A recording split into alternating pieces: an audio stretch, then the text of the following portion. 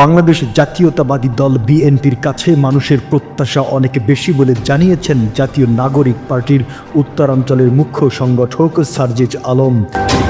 সামাজিক যোগাযোগ মাধ্যমে তার ভেরিফাইড ফেসবুক স্ট্যাটাসে তিনি এ প্রত্যাশার কথা জানান।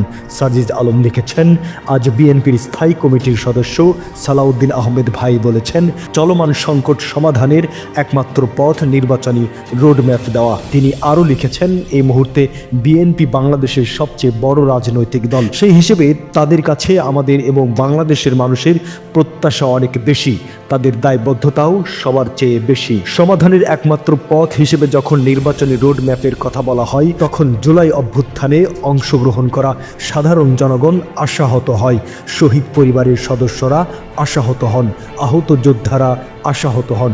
কোটি মানুষ যে আকাঙ্ক্ষার সামনে রেখে 5 আগস্ট জীবনের মায়া না করে রাজপথে নেমেছিল, তাদের স্বপ্ন ভঙ্গ হয়।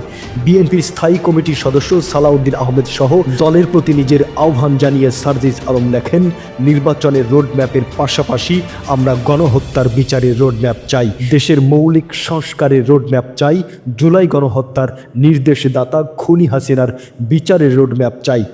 এত বড় একটি গণ অভ্যুত্থানের পর বিএনপির মতো একটি বড় দল যদি সব কিছু বাদ দিয়ে শুধু নির্বাচন নিয়ে কথা বলে, তাহলে আমরা আশাহত হই, বাংলাদেশ আশাহত হয়। এদিকে জাতীয় নাগরিক পার্টি এনসিপির আহ্বায়ক নাহিদ ইসলাম বলেছেন, প্রধান উপদেষ্টাকে দায়িত্বে থেকেই রাজনৈতিকভাবে সব সমস্যার সমাধান করতে হবে।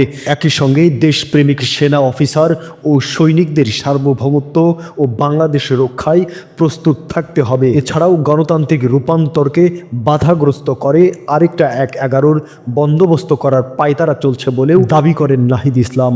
শুক্রবার রাত 8:30টার দিকে নিজের ফেসবুক পেজে একটি পোস্টে নাহিদ এসব কথা লেখেন।